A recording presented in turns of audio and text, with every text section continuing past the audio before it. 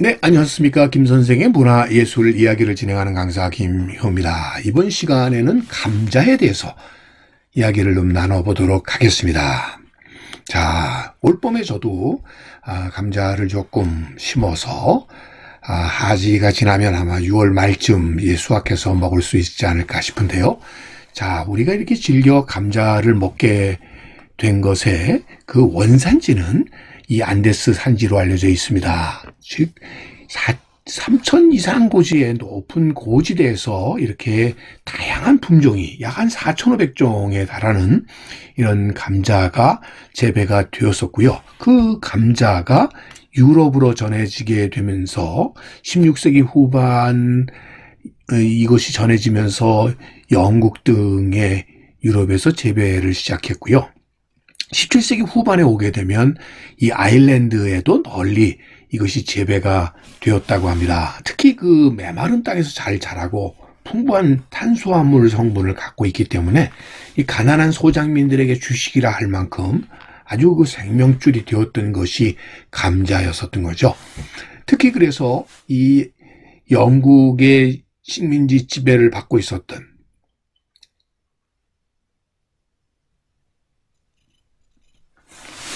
아일랜드 사람들에게는 이 주식으로 자리를 잡게 되었고요. 1845년도에 인구 800만 중에 600만이 하루 3끼 감자를 먹었다고 할 정도로 주식으로 자리를 잡았다고 볼 수가 있겠습니다. 그렇게 됐던 이유 중에 하나도 이 아일랜드인들이 재배한 밀과 보리는 대부분 영국에 수출되었기 때문에 그러했다고 볼 수가 있겠죠. 그나마 지주들이 수탈의 대상이 되지 않았었던 감자였기 때문에 이 감자를 키워서 결국 생존을 할 수 있었다. 특히나 이 겨울이 지나고 난 뒤에 이 핵감자가 수확이 될 때까지 감자 고기만 잘 버틸 수 있다고 하면 정말 생명줄이 될 만했었던 것이죠. 자, 그러던 중에 19세기 중반에 와서 아일랜드에 감자 대기근이 일어나게 되는 것이죠. 그 중요한 원인 중에 하나가 남미에서 도입된 감자가 한 종만을 재배했다는 것이죠. 그러다 보니까 감자 잎마름병이 번지자 결국 전국적으로 감자가 전멸하게 되면서 대기근이 발생하게 되는 원인이 되었다, 이렇게 볼 수가 있겠습니다. 자, 이렇게 품종을 다양하지 않았었던 것 때문에 왜 이렇게 하는 것이 수확을 늘릴 수 있다고 생각했기 때문이었죠. 그러다 보니까 이 800만 인구 중에 100만 이상이 굶주림으로 사망하게 되었고, 결국 생존을 위해서 200만 명 이상이 미국, 캐나다 등지로 미주로 이주를 하지 않으면 안 되었던 것이 바로 이 감자가 전멸하면서 나오게 되는 아일랜드 대기근이 그 빌미가 되었다고 보시면 되겠습니다. 오늘날 아일랜드의 인구가 600만 명에 불과한데 아일랜드계 미국인이 3,600만이니까요. 거의 영국계 미국인과 수가 맞을 정도로 엄청난 아일랜드계 미국인들이 미국에서 생활을 하고 있다고 보시면 되겠습니다.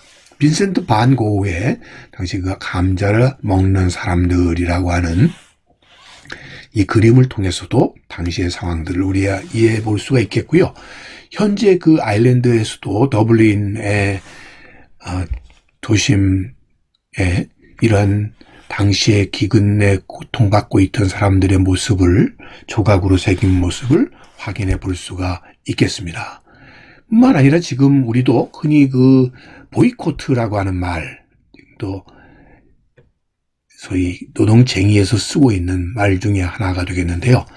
당시 아일랜드의 부재주주였던 찰스 보이코트가 소작료를 악착같이 걷어가면서 참다 못한 아일랜드인들이 토지연맹을 결성을 해가지고 결국 소작료 인하 요구를 벌이게 되었는데, 끝내 이 보이콧 대회는 소작인을 내쫓고 다른 지역의 농부들까지 불러들였다는 것이죠.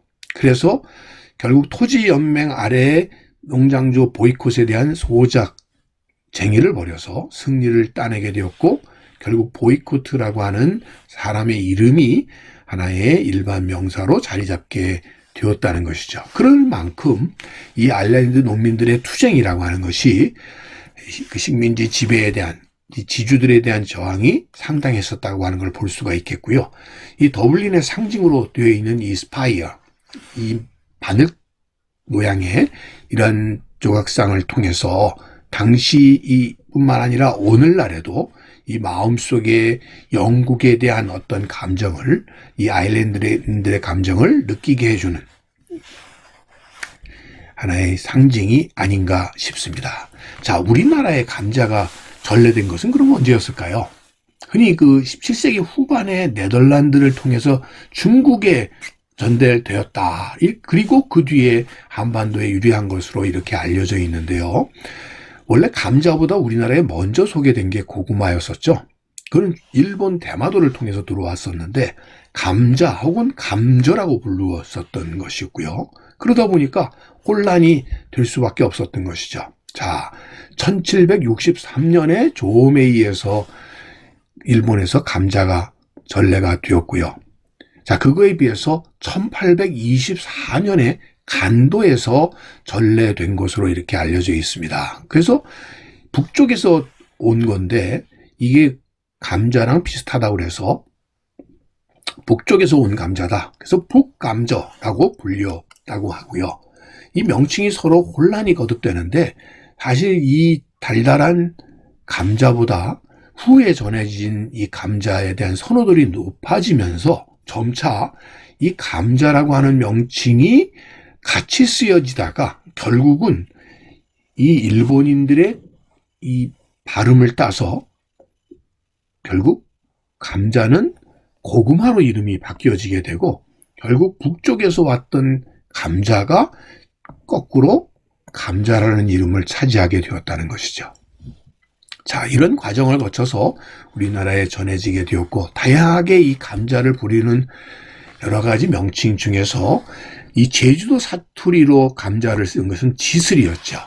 그래서 여러분들 이 지슬이라는 제주 4.3을 다룬 영화가 나오게 되었던 것도 이 제주에서는 감자를 지술이라고 불렀기 때문이라고 볼 수 있겠고요. 특히 이 시기에 영화의 배경이 되었던 1947년도 이 당시에 제주는 그렇게 감자를 많이 재배하지는 않았지만 사실 이 배고픈 춘궁기를 건져주는 고마운 작물이었던 것은 분명했었고요. 특히 1980년대를 거쳐서 90년대에 오게 되면 제주도에서의 감자 생산이 대단히 높아졌었다가 그 뒤에 점차 연작 피해 등에 의해서 줄어들게 되고 현재 여러분들 감자하게 되면 흔히 강원도를 떠오르지만 그것은 고냉지 감자에 한정된 얘기고 현재 봄 감자의 최대 산지는 경상북도와 전라남도와 충청남도가 그 뒤를 잇고 있다 이렇게 보시면 되겠습니다. 자, 이렇게 고구마든 감자든 우리에게 있어서 아주 흉년과 같은 어려운 시기를 극복하게 해준 정말 고마운 작물이 바로 감자였다 이렇게 보시면 되겠습니다. 이 지난 겨울에 이 비닐하우스에서 재배를 시작했던 이 감자는 이미 지금 수확이 되어서 우리 시장에 와 있습니다. 그래서 이 포근포근한 이 핵감자를 이미 맛볼 수 있게 된 것이죠. 이처럼 이제 감자는 우리의 주식처럼